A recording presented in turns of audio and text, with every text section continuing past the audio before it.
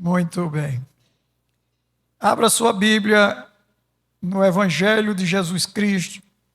É escrito pelo evangelista e chamado de médico amado Lucas. Capítulo 15. Evangelista Lucas, Evangelho de Jesus Cristo, capítulo 15, a partir do versículo 11, vamos ler até o 32. Pode ser que, por acaso, algum irmão não tenha tido a oportunidade de ler a Bíblia hoje, e é sempre bom a gente ler a Bíblia todos os dias. Os irmãos, nós vamos fazer uma leitura participativa, para dar oportunidade a que todos possam ler a Bíblia nesta noite. Capítulo 15, a partir do versículo 11, quem encontrou, diga amém. Está escrito assim na palavra de Deus. E disse: um certo homem tinha 2 filhos.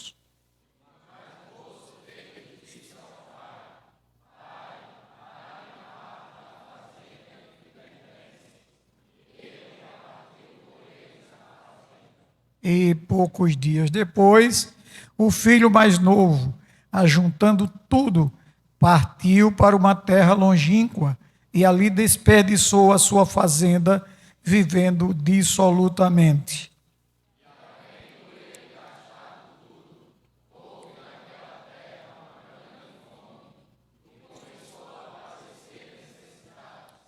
E foi e chegou-se a um dos cidadãos daquela terra, o qual o mandou para os seus campos a apacentar porcos.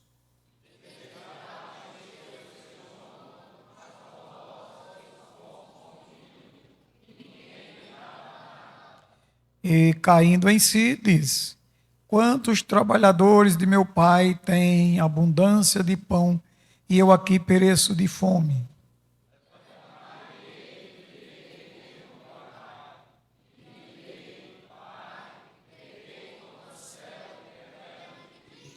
Já não sou digno de ser chamado teu filho, faze-me como um dos teus trabalhadores.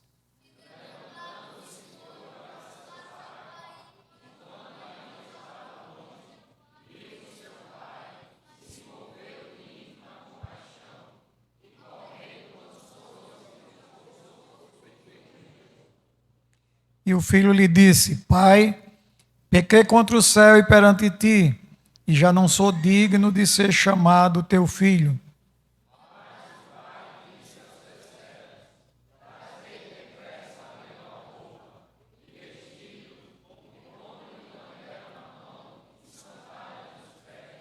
E trazei o bezerro cevado, e matai-o, e comamos, e alegremo-nos.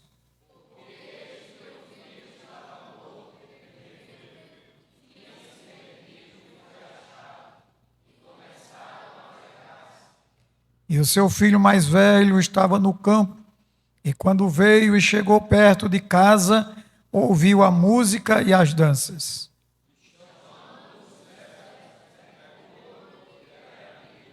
E ele lhe disse: veio teu irmão, e teu pai matou o bezerro cevado, porque o recebeu são e salvo.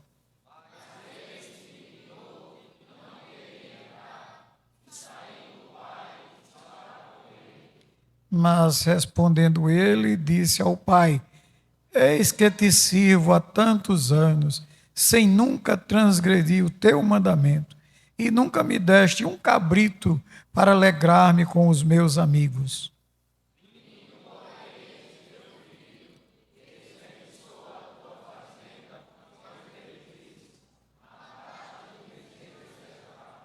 E ele lhe disse: filho, tu sempre estás comigo, e todas as minhas coisas são tuas.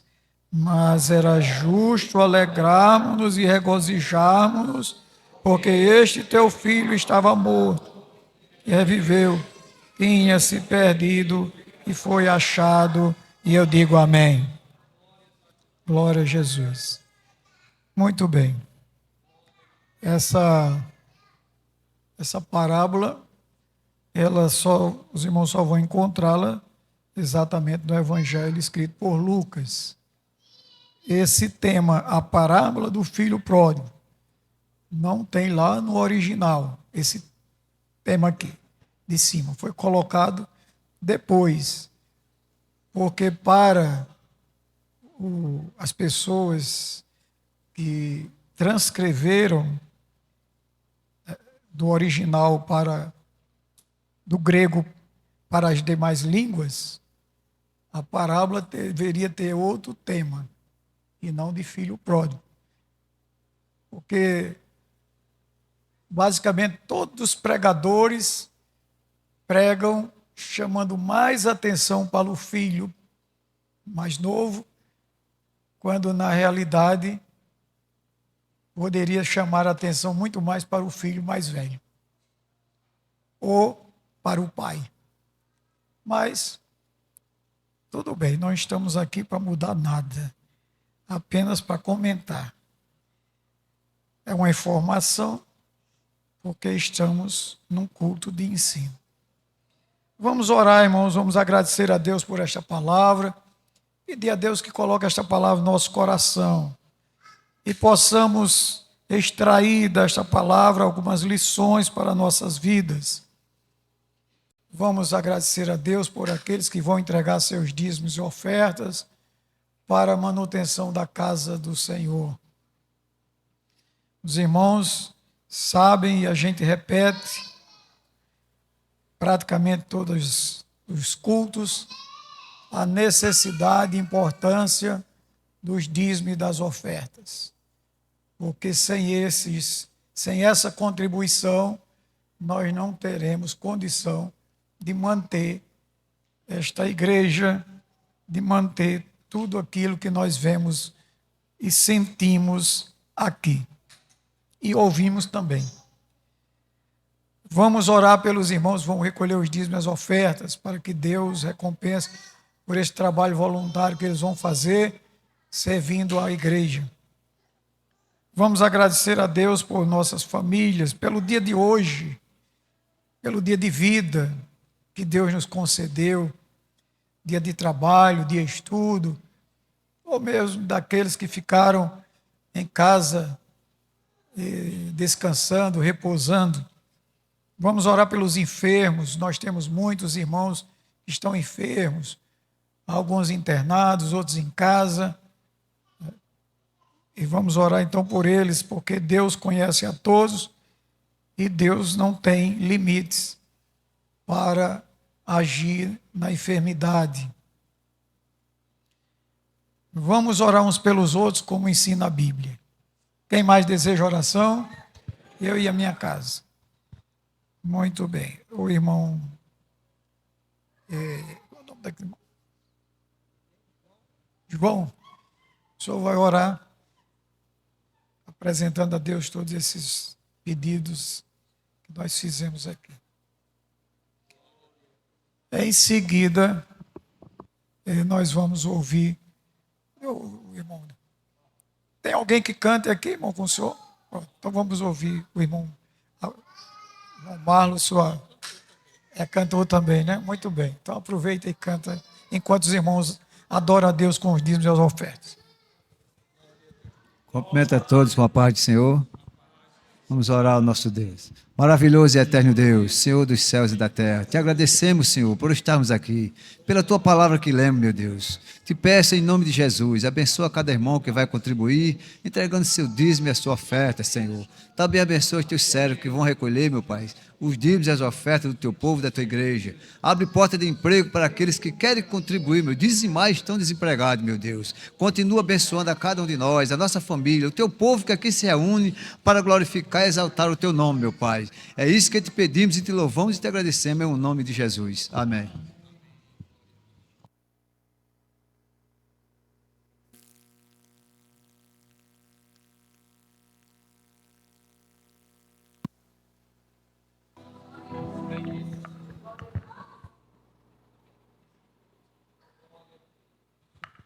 Glória a Jesus.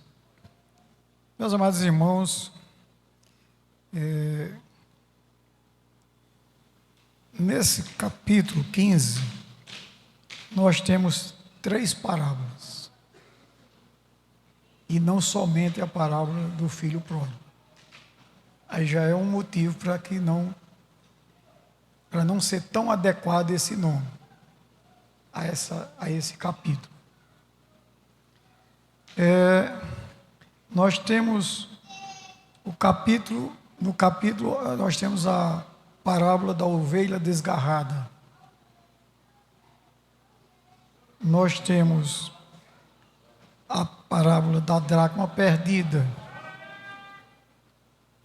E essa parábola que nós lemos o texto do filho que se foi.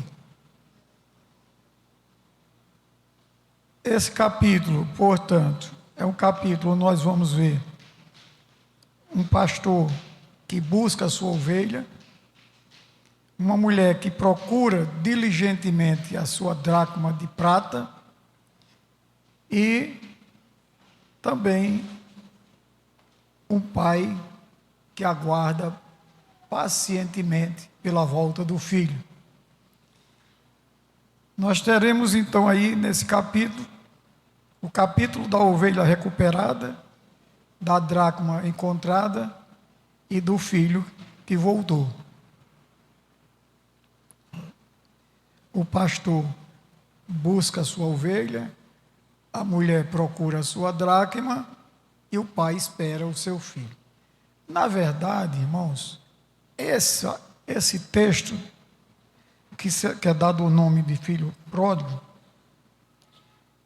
Jesus direciona essa parábola aos escribas e fariseus, que são representados exatamente pelo filho mais velho.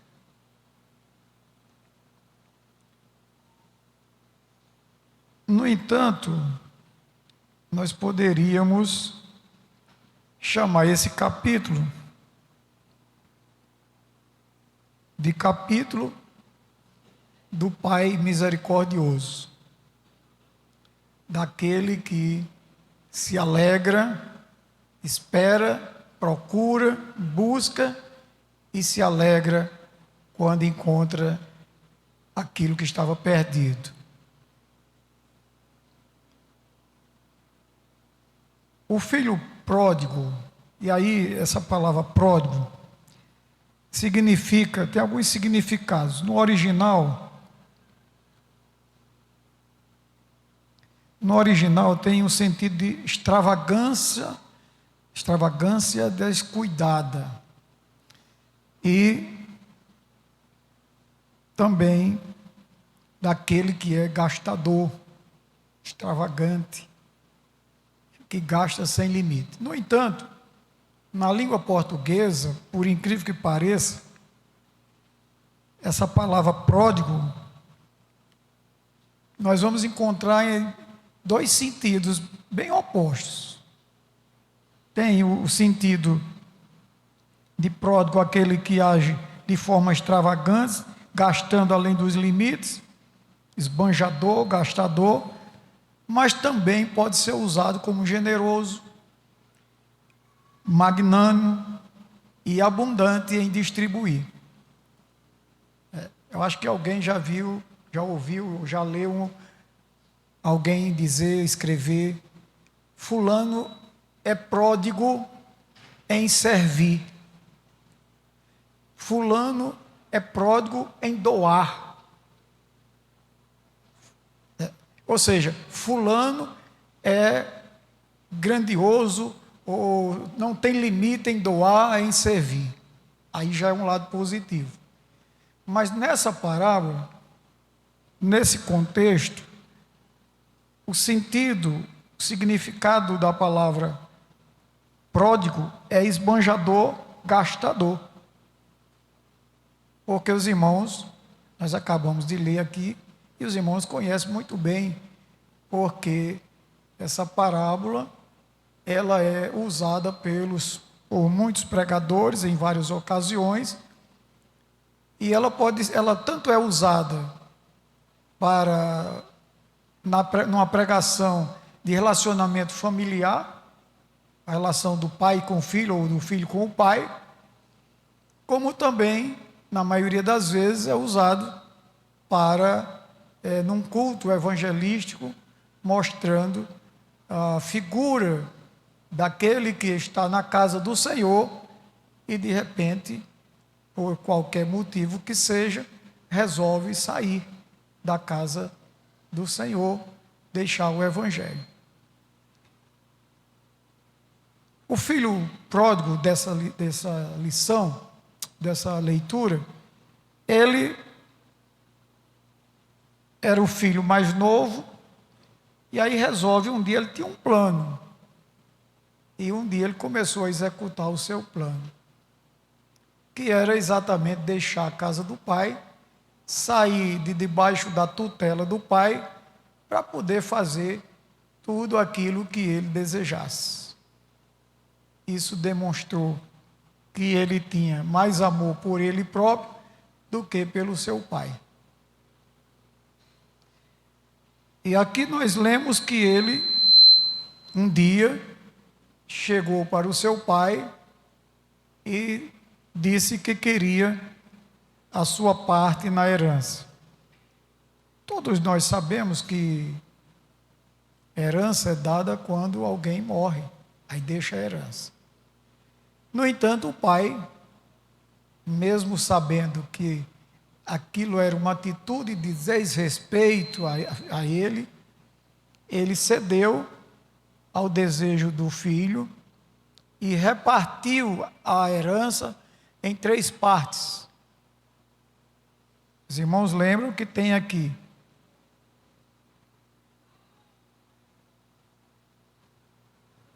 disse ao pai: pai, dá-me a parte da fazenda que me pertence. E ele repartiu por eles. O pai repartiu em 3 partes iguais, porque eram 3, era o pai e 2 filhos, e ele então repartiu, e o filho mais novo teve direito a 1/3 de tudo aquilo que tinha ali. E ele foi viver a vida como ele queria lá no mundo. Aqui, meus amados irmãos, nos chama a atenção que essa atitude desse filho mais novo, querendo viver longe do pai, para usufruir, gozar a vida da forma como ele queria e imaginava que devia ser, nos traz à memória, a lembrança daqueles ou daquelas que, estando na casa do Senhor, e aqui eu falo igreja, mas também tem filhos e filhas que saem da casa do pai, mesmo quem não é crente. E eu conheço algumas pessoas que, assim que completaram 18 anos, saíram da casa do pai, dos pais, e foram morar sozinhos, sozinhas, né? Porque não queriam continuar sendo administrada a sua vida pelo pai, pela mãe.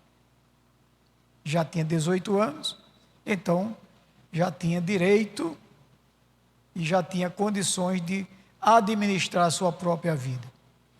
Desses e dessas que eu conheço, o resultado não foi muito bom, porque terminaram, não queriam estar na tutela do pai e terminaram na tutela de um homem violento, algumas moças, apanhando desses homens e às vezes passando por outras dificuldades, como foi o caso desse filho mais novo aqui na história dessa parábola. Há também aqueles e aquelas, como diz, que estão na igreja e resolvem um dia deixar a casa do pai, e aqui pai com P maiúsculo, e resolve não querer mais estar sob a tutela de Deus, o Pai, e resolve ir para o mundo.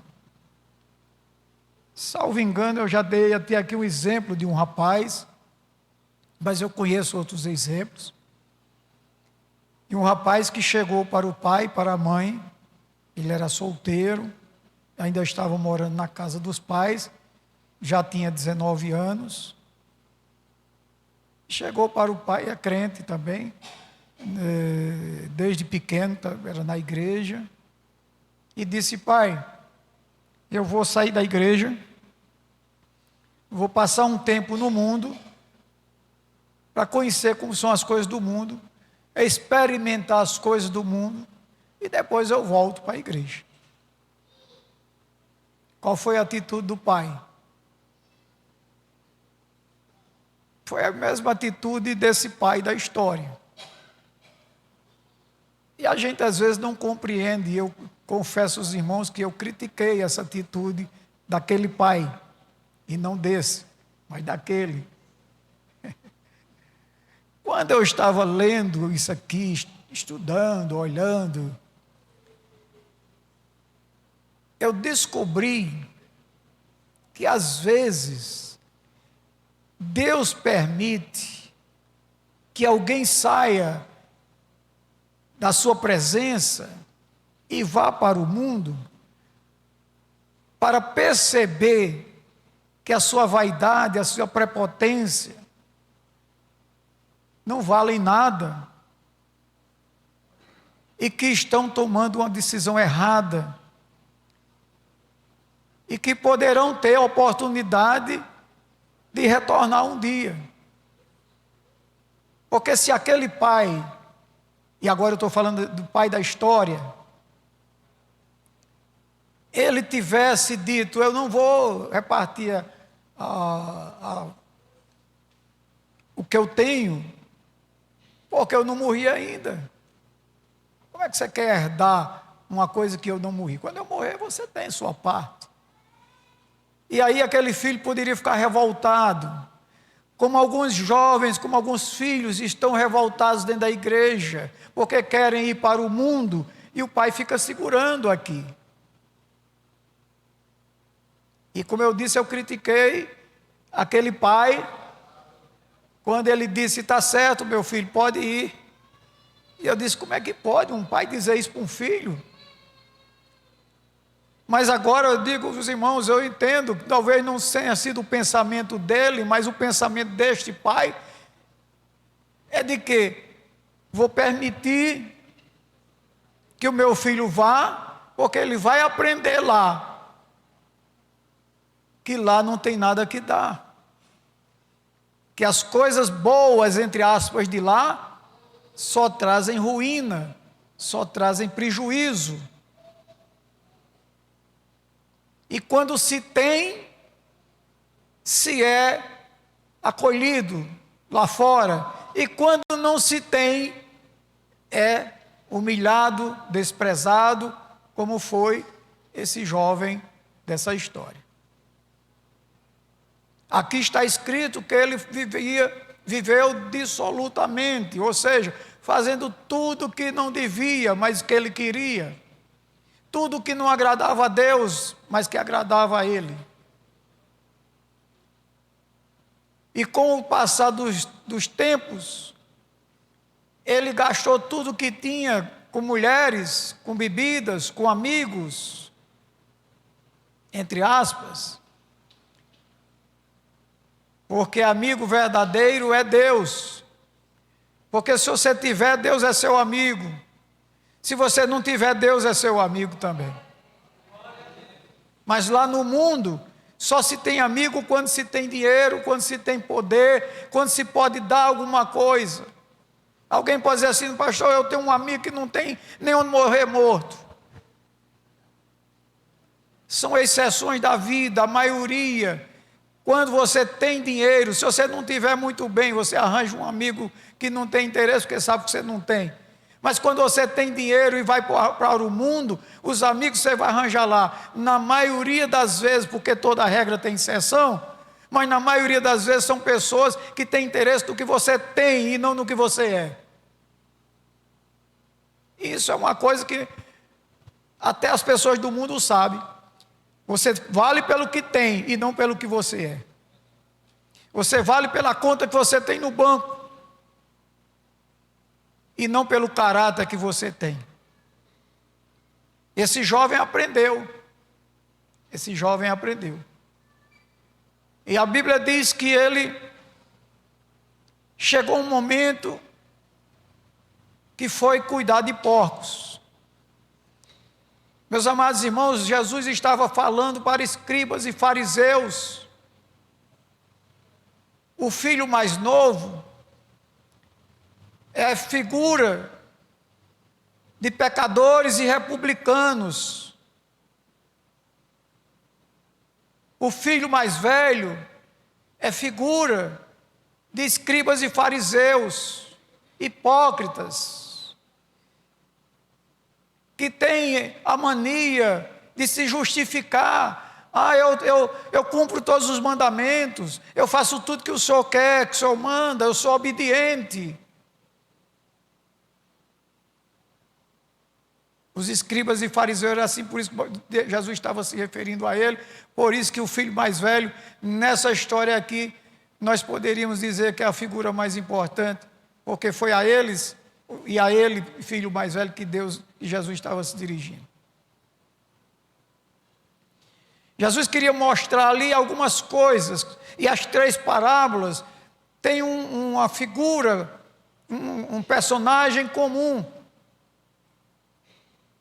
Por isso que o termo parábola do filho pródigo, ou as parábolas das coisas, o capítulo das coisas perdidas não é muito adequado. A figura comum, o personagem comum das 3 parábolas é Deus. É Deus. Aquela mulher representa Deus, é uma figura. O pastor representa uma figura de Deus. E o pai representa uma figura de Deus. Eu lembro de uma história, e aí é uma história com H minúsculo mesmo, mas serve para ilustrar essa história do filho pródigo. E serve para ilustrar também como funciona essa questão de alguém que está na igreja e sai. Diz essa história que tinha uma família, um casal, que tinha um filho. E um dia esse filho disse: pai, eu vou sair por aí, vou-me embora, vou deixar a sua casa. Já não aguento mais aqui, porque não posso fazer tudo o que quero. O senhor está sempre reclamando, está sempre dizendo que isso não pode. Eu quero ir embora porque eu quero fazer tudo o que eu acho que devo fazer e quero ter liberdade para fazer as coisas que eu quero. E o pai, mesmo triste, sofrendo, disse: está certo, meu filho, tudo bem, você pode ir. E o filho foi embora. Passou-se algum tempo, e aí o filho lembrou-se da casa do pai. E disse assim consigo mesmo: eu vou voltar para ver como é que está meu pai e minha mãe. Já faz tempo que eu saí de lá, eles já estão mais velhos, eu vou ver como é que eles estão. E voltou. E durante a sua viagem, ele chegou na casa dos seus pais já de noite, tarde da noite. E ele disse: eu vou ver se tem alguma janela, alguma porta aberta para entrar sem incomodar, deixar eles dormirem, quando for amanhã eu me apresento a eles. E aí ele foi olhando, não tinha janela aberta, mas aí resolveu mexer no trinco da porta, e a porta estava aberta, ou seja, não estava trancada. Ele estranhou aquilo ali, porque o pai era muito cuidadoso, sempre trancava a porta antes de dormir. Mas aí entrou, fechou a porta, trancou e foi entrando devagar, para não acordar o pai e a mãe. E aí ele foi direto para o quarto que era dele. Ele disse: meu pai e minha mãe devem estar dormindo lá no quarto deles, eu vou direto para o meu quarto, vou dormir, estou cansado, aí amanhã a gente conversa. Quando ele abriu a porta do quarto dele, ele encontrou o pai numa cadeira e a mãe em outra, com a Bíblia na mão, estavam orando. E aí ele ficou sem jeito, e aí para disfarçar ele disse: pai, mãe, que história é essa? Eu chego aqui, essa casa não tem mais segurança, vocês aqui no quarto, a porta aberta, ali destrancada, eu entrei à vontade, se entra um ladrão, alguém para fazer o mal, o senhor tão cuidadoso, sempre trancava essa porta, e agora a porta está aí escancarada. E aí o pai disse: meu filho, desde o dia que você partiu, que nós não trancamos mais aquela porta, esperando a sua volta. Louvado seja Deus, meus amados irmãos, porque é assim que Deus faz conosco. Toda vez que nós nos afastamos dele, ele deixa a porta aberta, esperando a nossa volta. Aquelas parentes ou não de alguns de nós aqui, que um dia estavam na igreja e partiram, saibam vocês, meus amados irmãos, que a porta dos céus está aberta, a porta da salvação continua aberta, a porta da graça continua aberta, esperando que eles voltem para serem recebidos por Deus. Deus é misericordioso. A Bíblia diz que a sua misericórdia é de eternidade a eternidade. A misericórdia de Deus não tem limite. A Bíblia nos ensina que Deus procura os pecadores, aqueles até que nem querem saber dele, que não estão à procura dele, mas voluntariamente Deus toma a iniciativa de ir atrás, de buscar, de chamar, de esperar e de receber de braços abertos aqueles pecadores que querem a sua vida consagrada a Ele. E esse rapaz, esse jovem, diz a Bíblia que o único emprego que ele arranjou foi de apacentar porcos.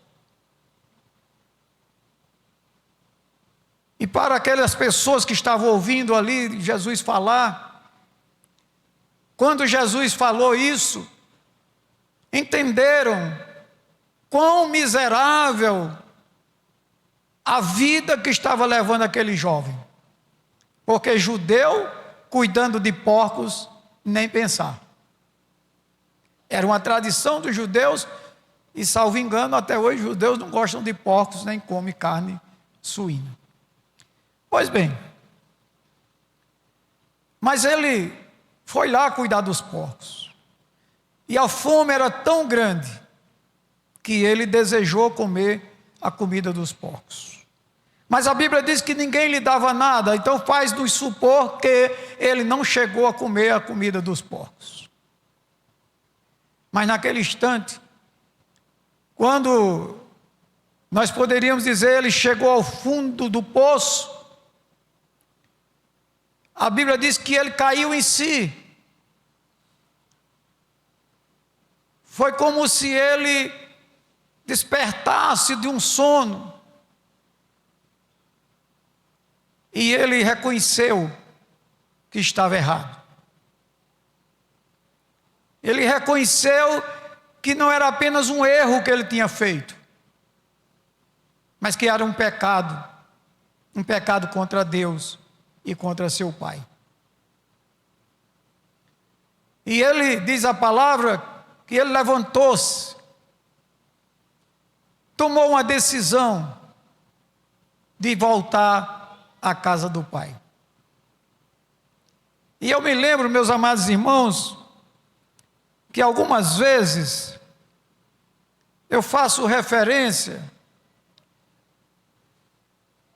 à minha pessoa como sendo a 100ª ovelha, mas eu poderia me colocar como um filho pródigo, que também um dia saí da casa do meu pai, no caso aqui eu estou falando pai com P maiúsculo,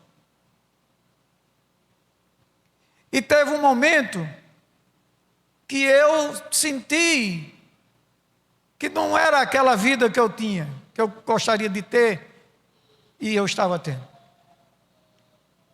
Inclusive, numa tarde, eu morava no Alecrim e ia em direção ao Alecrim Clube. Não sei se alguém aqui chegou a conhecer o Alecrim Clube, faz muitos anos que acabou-se. E eu havia ingerido alguma quantidade de bebida alcoólica. E eu ia caminhando pelo meio da rua. Naquela época era difícil ter transporte, e a gente andava mais a pé. E quando eu estava já me aproximando lá do Alecrim Clube, num domingo à tarde, caminhando assim meio bambo, como diz, era um pé no norte, outro no sul, uma voz falou a mim dizendo: não foi para isto que eu lhe criei. Você não foi criado para esta vida. E aí eu percebi o quanto errado eu estava. E aí começou o meu retorno, o meu caminho de volta. Levou algum tempo para me chegar novamente na presença de Deus, na casa do Senhor, na casa do meu Pai. Mas eu louvo a Deus, porque não importa para Deus o tempo da sua caminhada de volta. O importante é que você encontre o caminho com C maiúsculo, que é Jesus Cristo. O único caminho que pode trazer alguém de volta do mundo para a casa do Pai. Até que uma noite,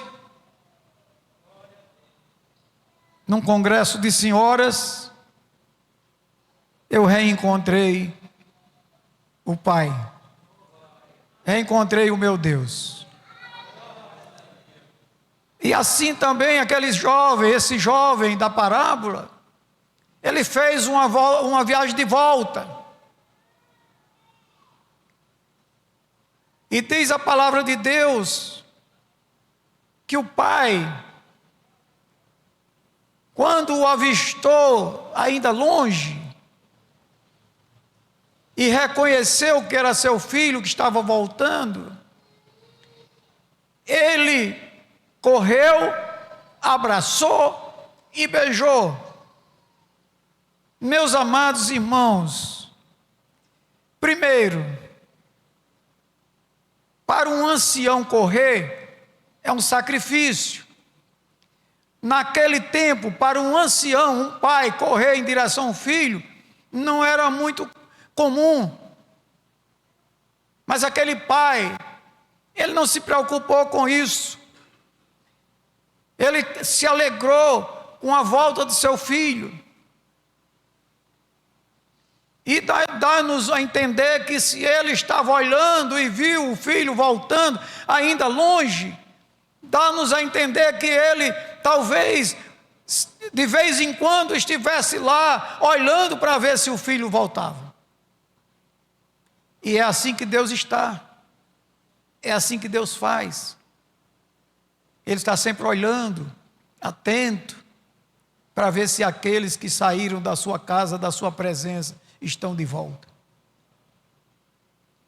E tenho certeza, meus amados irmãos, que se voltarem, Deus não vai dar reprimendas, não vai perguntar por que saiu e por que está voltando. Ele vai receber de braços abertos, vai abraçar e vai fazer uma festa. O pai mandou trazer a roupa, significa dizer que aquela roupa daquele jovem estava guardada, esperando, porque o pai sabia que um dia ele poderia se arrepender e voltar para a sua casa. Colocou a roupa, trouxe o anel, colocou no dedo, e as sandálias colocou nos pés.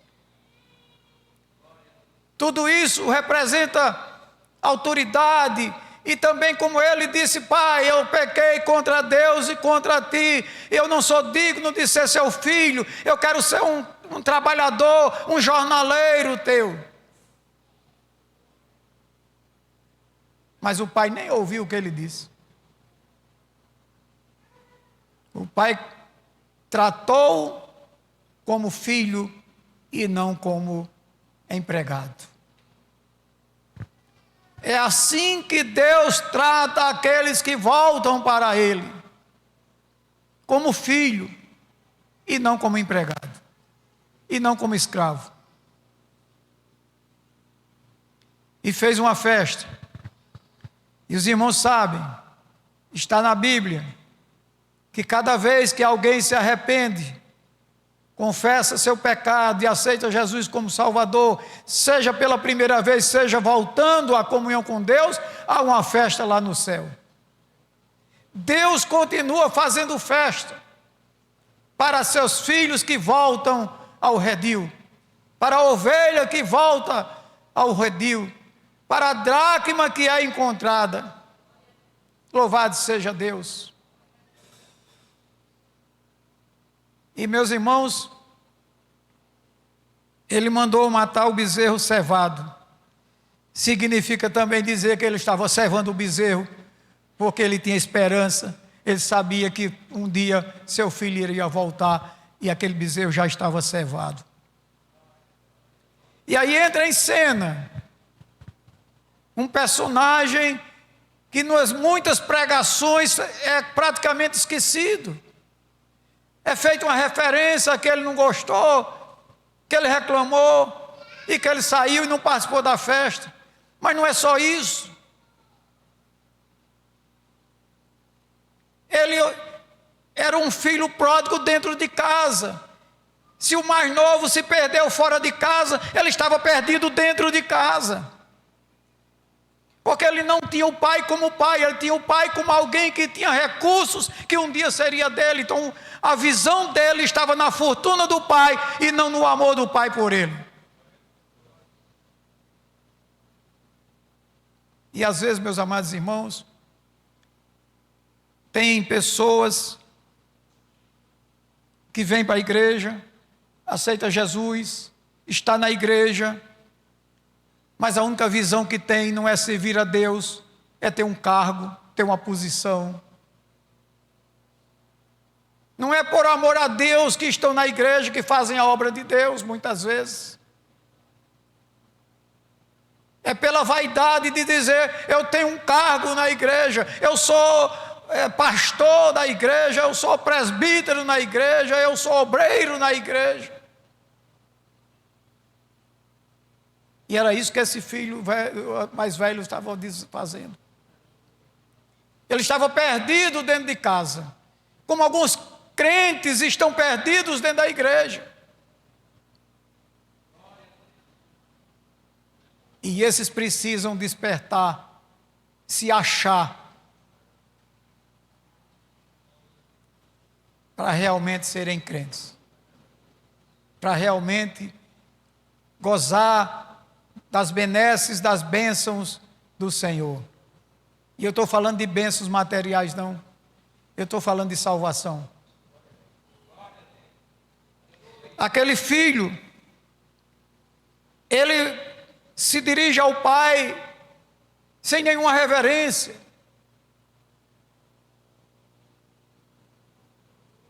Sem nenhum respeito. Ele diz assim: vindo, porém, este teu filho. Não era mais irmão, era teu filho.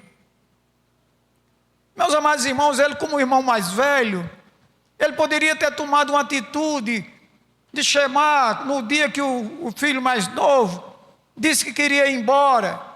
Ele poderia ter tomado a atitude de dar um conselho: rapaz, não faz isso. Nosso pai não merece isso. Nosso pai nos ajuda, nosso pai nos ama, nosso pai nos dá tudo que nós queremos e precisamos. Mas não, este teu filho, ele poderia ter dito: o meu irmão.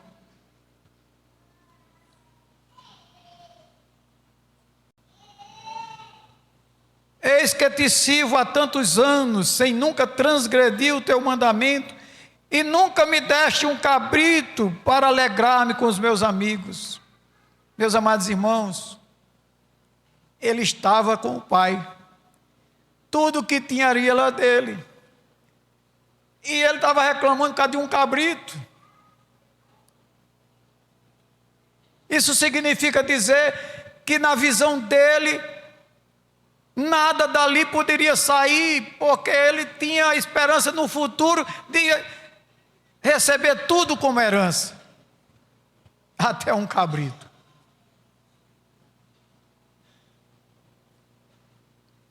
E aqui nessa passagem, ele está se justificando, assim como os escribas e fariseus faziam. Os irmãos lembram? Aquele homem orando, batendo no peito, de cabeça baixa, humilhando-se, e o outro estava lá, de cabeça erguida, peito estufado. Esse aí é um miserável pecador, mas eu cumpro todos os mandamentos, eu cumpro a lei, eu conheço a lei. Mas esse aí com certeza não vale nada. Mas, meus amados irmãos, Jesus não veio para os escribas e fariseus, para aqueles que acham que tem tudo, que pode tudo e que sabem tudo.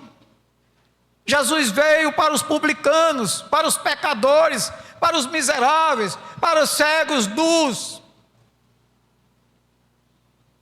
Foi para esses que Jesus veio, mas não para aqueles que acham que não precisam de perdão e nem precisam de Deus, porque a soberba é demais.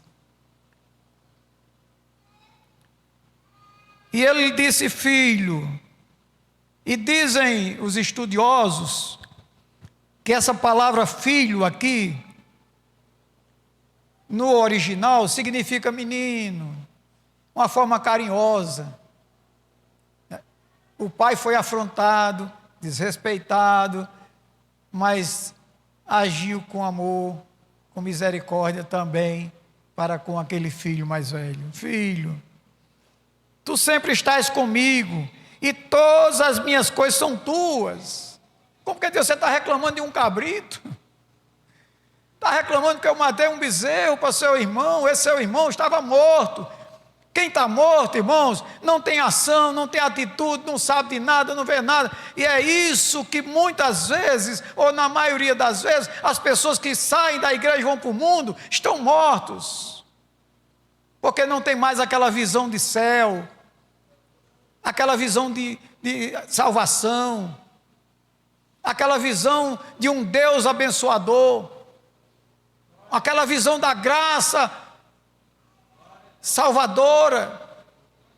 Louvado seja Deus. Ele estava morto, mas reviveu. Estava perdido.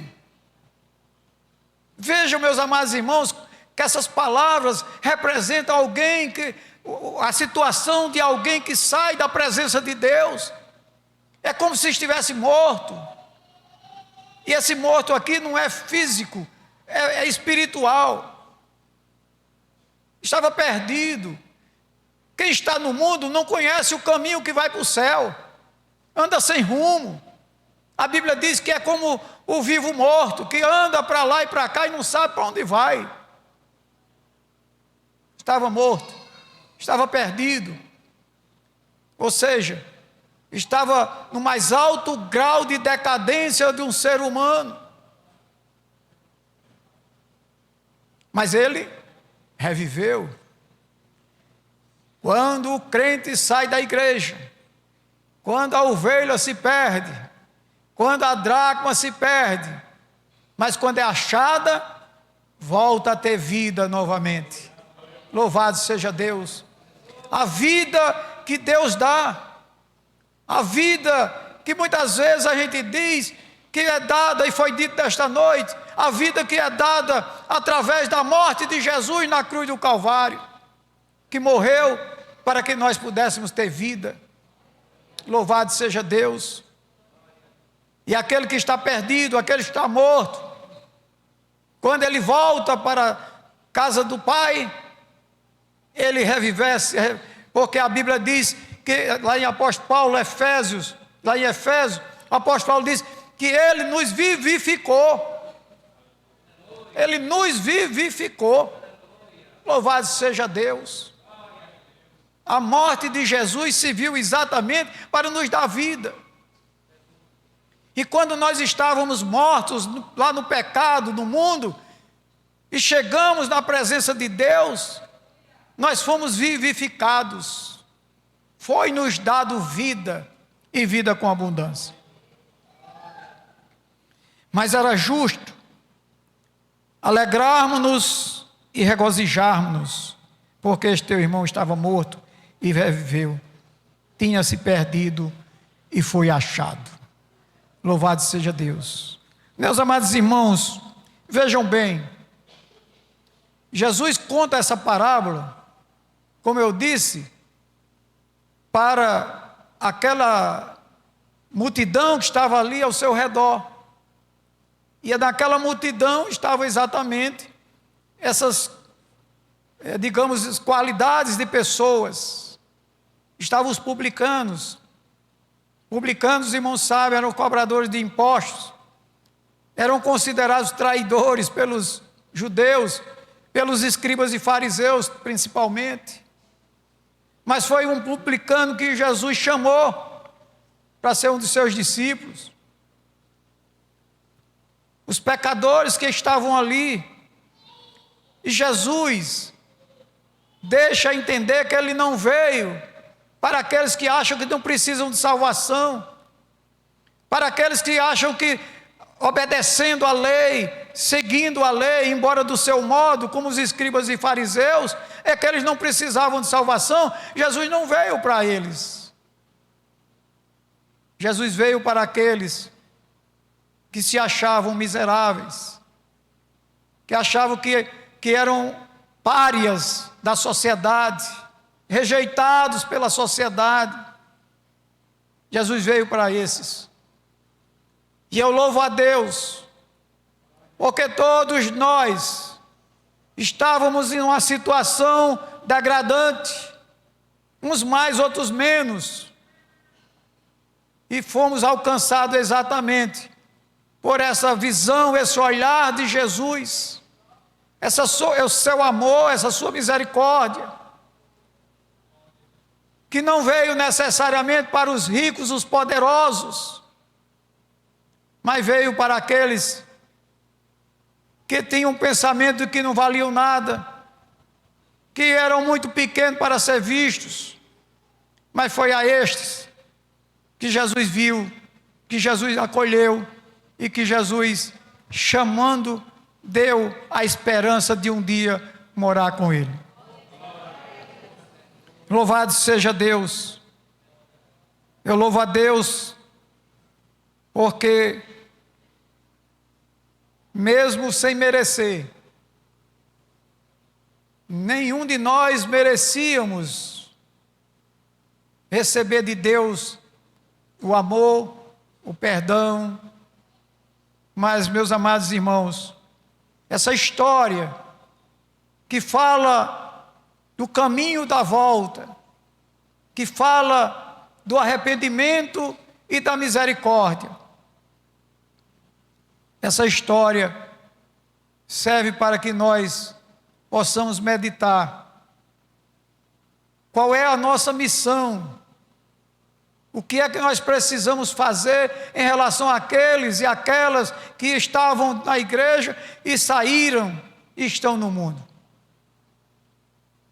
A nossa missão é fazer exatamente o que Jesus fez quando estava aqui na terra, e que Ele deixou essa missão para nós, de buscar as ovelhas perdidas, de buscar os filhos pródigos, de buscar aqueles que um dia estavam na igreja e resolveram saber o que eram as coisas do mundo.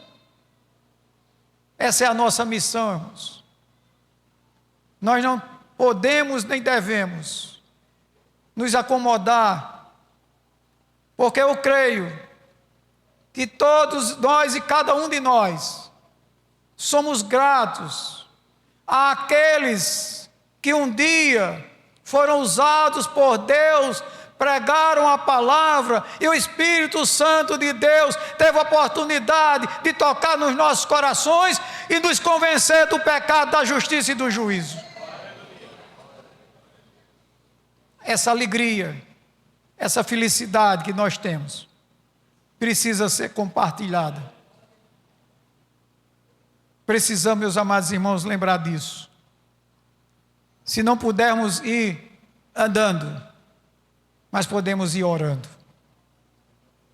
Não desista, irmãos, de orar pelos seus parentes, pelos seus filhos, pelos seus amigos, e até por aqueles que você não conhece. Porque amar quem nos ama é muito fácil. Mas Jesus nos ensinou que devemos amar também aqueles que nós nem conhecemos. Talvez até aqueles que nos aborrecem. Mas esses precisam também de salvação.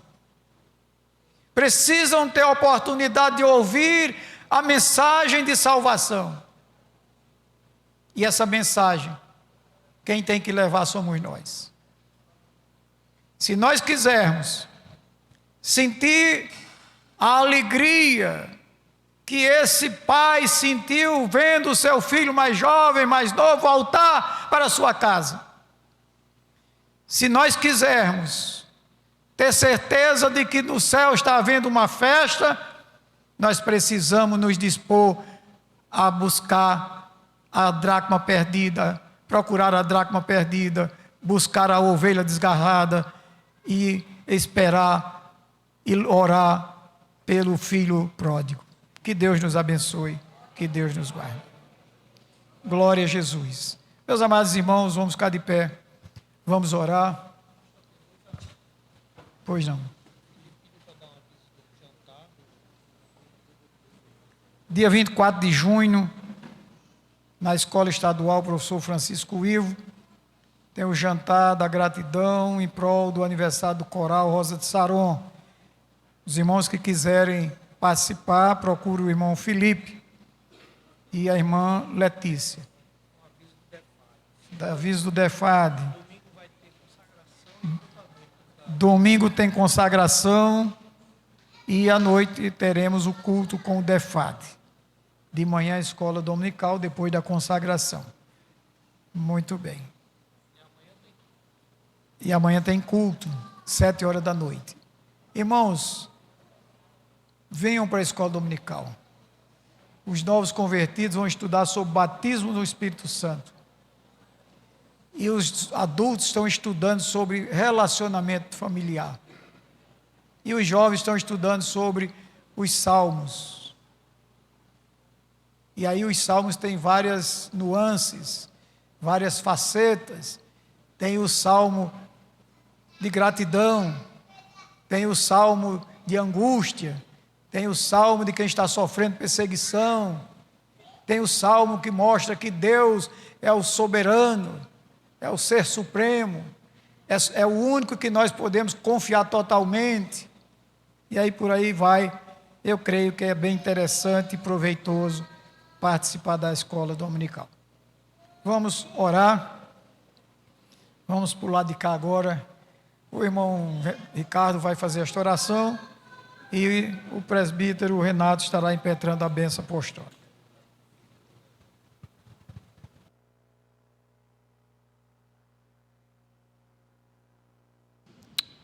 Amém, irmãos. Eu cumprimento a todos com a paz do Senhor. Oremos em nome de Jesus. Soberano Deus, Pai querido, santo, poderoso, justo e fiel, nós te glorificamos, Senhor, te adoramos na beleza da tua santidade e te agradecemos pela oportunidade de estar na tua presença, em tua casa, ouvindo a tua voz através da doutrina que aqui foi dada. Deus santo, poderoso, que possamos levar adiante, aleluia, e fazer o melhor com a tua palavra, e levar e fazer o ID com a tua palavra. Deus Santo Poderoso, ser com a tua igreja. Leva-nos em paz para nossos lares. Nos dá uma noite abençoada na tua presença e que tenhamos uma semana de paz, uma semana, aleluia, de livramentos e de bênçãos. Para a glória do teu nome eu quero te louvar e te agradecer. Amém.